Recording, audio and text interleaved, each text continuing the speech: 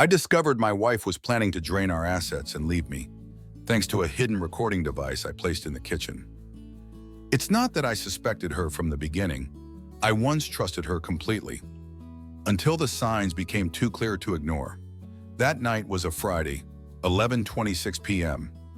I was still at the office, alone, because the company's network had gone down.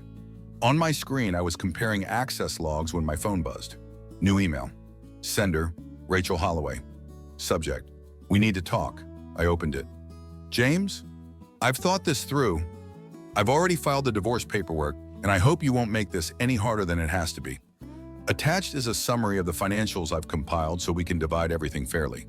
I didn't feel anything right then. No pain, no anger, just a strange emptiness. I scrolled down. There was an attachment. File name, 6+ months / financials, PDF. I clicked it open. The first column listed transaction dates, the second, the amounts, the third, transaction notes. Withdrawn, $2,800 on January 14th, then $3,400 on January 22nd, then $5,000 in early February. All labeled personal reinvestment. In total, nearly $137,000 had vanished from our joint account, transferred gradually, silently. No explanations, no shared asset inventory, just a request for a peaceful split after she'd already taken everything. I sat there frozen, staring at the screen. Then I opened my desk drawer and pulled out a USB drive. Inside it were audio recordings from the past few months, and I knew this was the moment I had to start telling the story. My name is James Holloway. I'm 41 years old. I live in Colorado and work as a systems engineer for a medical equipment supplier. This story is true. I'm not writing this for attention.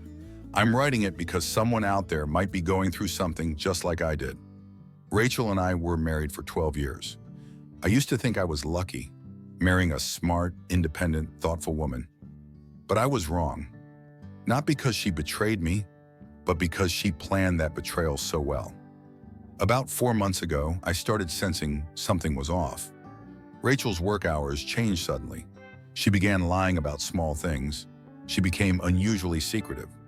One time, I came back early from a business trip without telling her and saw a second wine glass on the dinner table.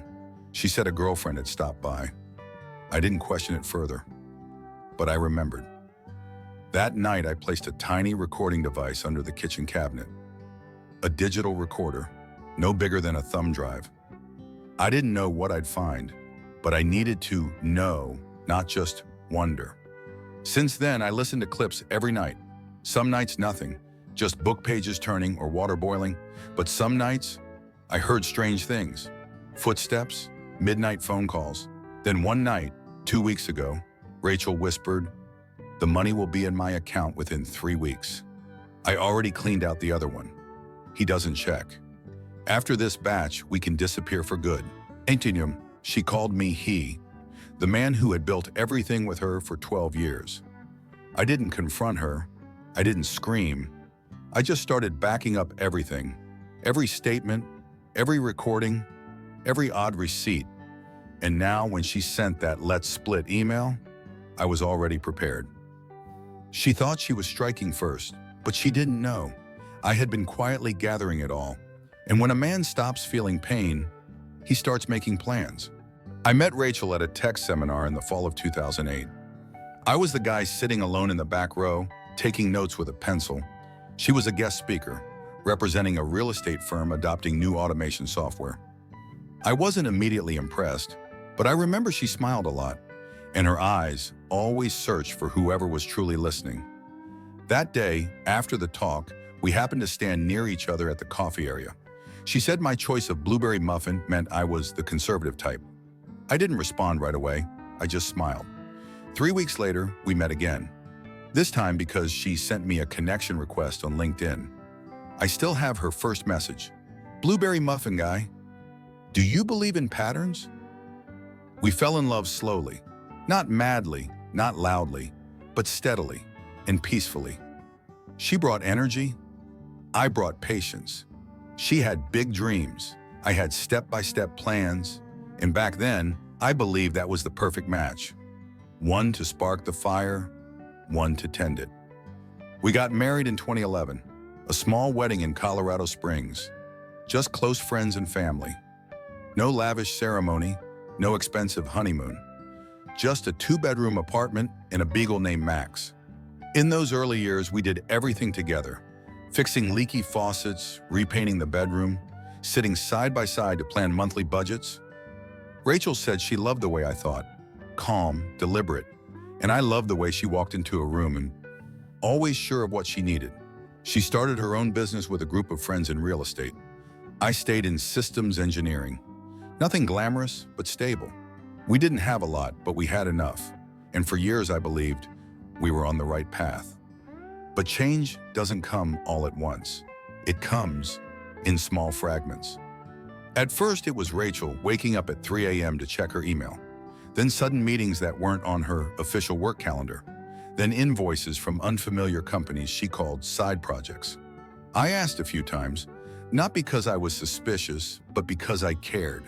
She always had answers, reasonable, clear, and skillfully delivered. And I chose to believe her.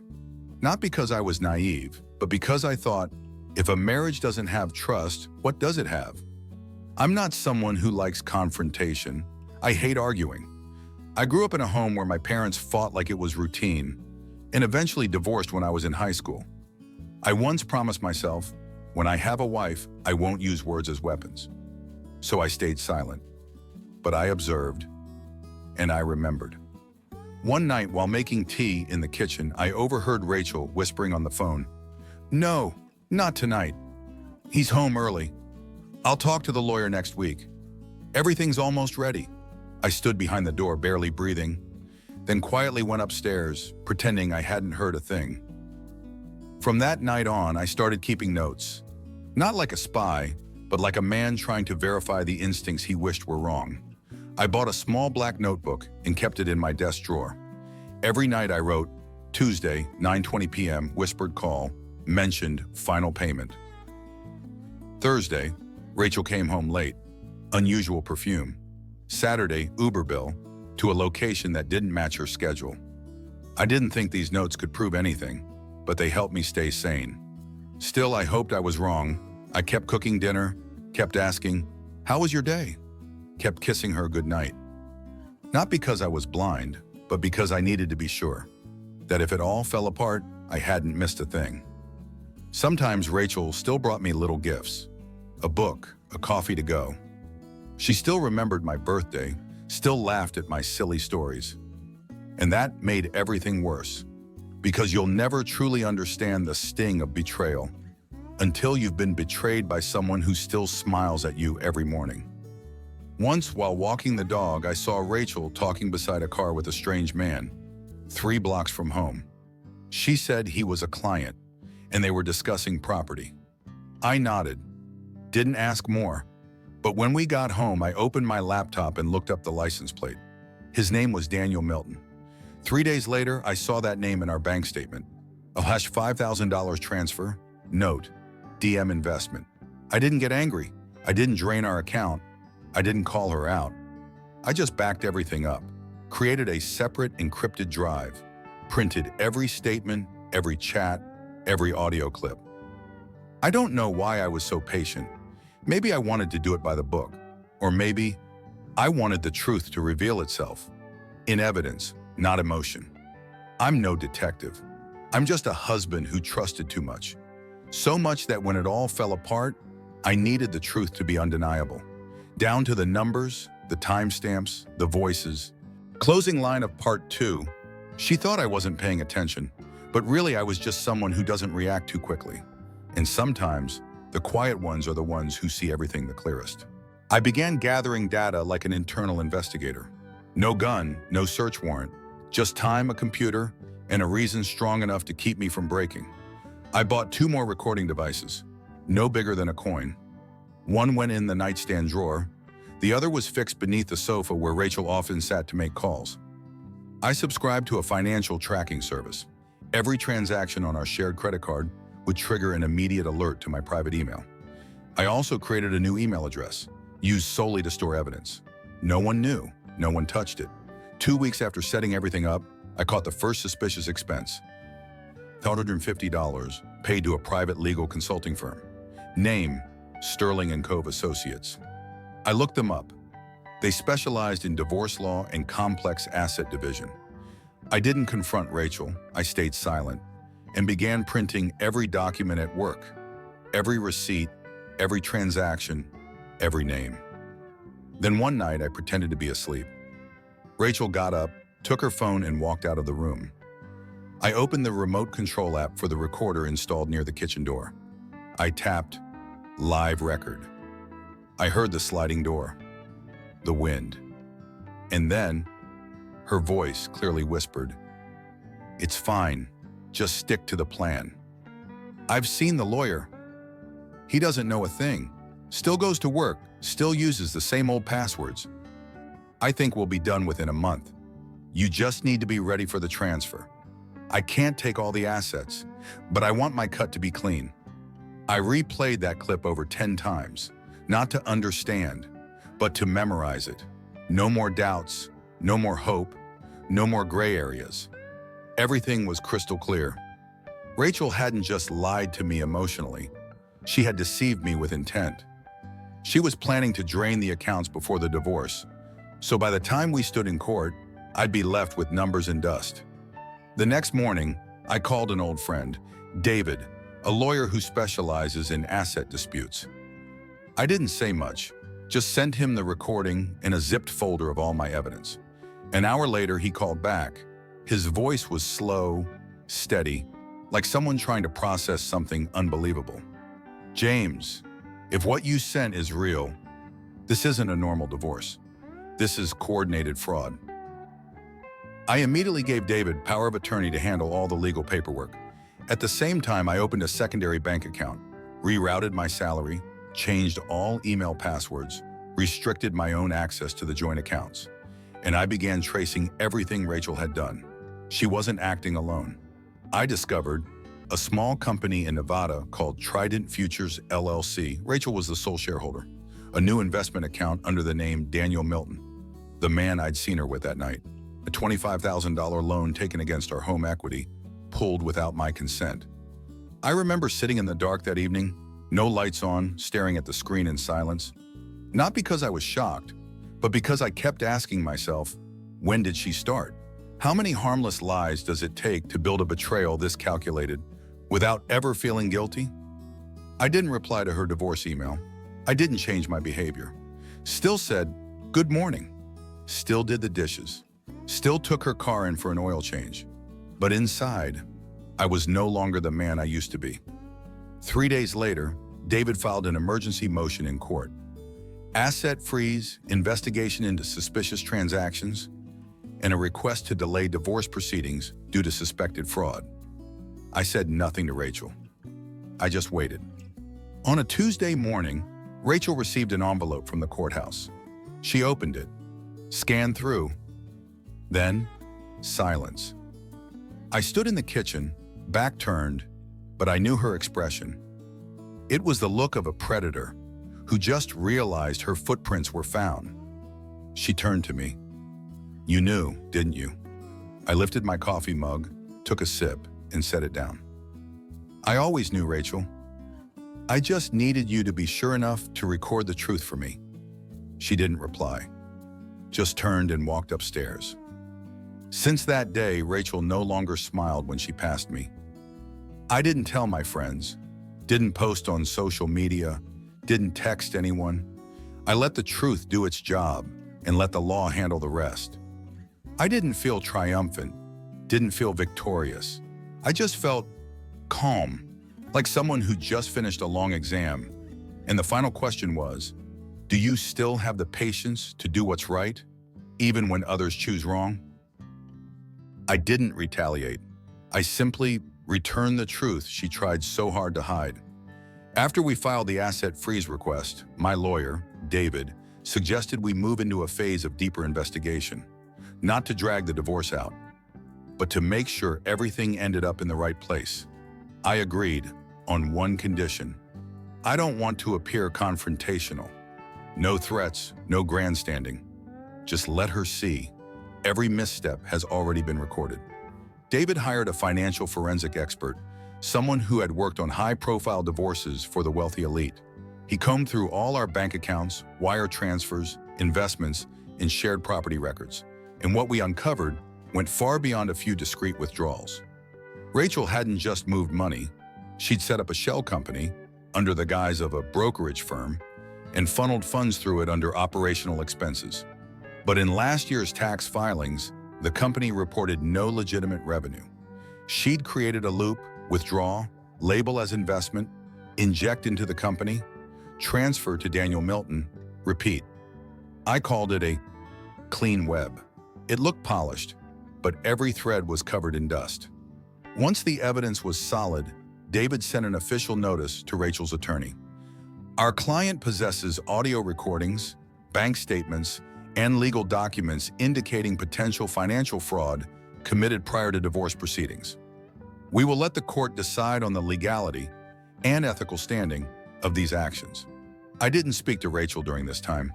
We still lived under the same roof, but we were no longer husband and wife, just two strangers sharing space, waiting for judgment. 1 week later, the court issued a summons for a preliminary hearing. Rachel didn't know. I had prepared every slide, every printed page, every edited recording, all structured like an internal report. I attended the hearing without a lawyer. David represented me. I sat silently in the front row. Rachel entered the room, wearing a white blazer, hair carefully curled. She didn't look at me, and I didn't look at her. The hearing began. Her attorney proposed a 60-40 asset split, claiming Rachel had handled and maintained the household finances. David didn't object immediately. He simply said, "Your Honor, we have evidence that could completely shift the nature of this division." Then page by page, the documents were presented. Every number had an image. Every transfer had a timestamp. Every name had an address, a tax ID, and matching company records. And finally, the audio recording. Rachel's voice, cold, calculated, whispering about draining his funds before walking away. The courtroom fell silent. I didn't look at her. I just listened, as if I were hearing a stranger. The judge turned to Rachel's side. "Would your client like to respond to this evidence?" Her lawyer fumbled. Rachel looked at me for the first time. Not with anger, not with guilt, just emptiness. After the hearing, David turned to me. "The court will reevaluate. It's highly likely Rachel won't get the asset split she wanted. She may even be required to return funds and face financial penalties for pre-divorce misconduct." I nodded, no satisfaction, no relief. I simply folded up the documents, put them in my case, and left the courthouse.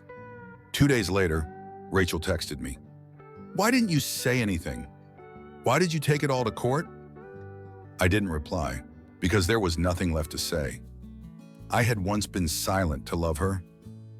Now I was silent to let her go.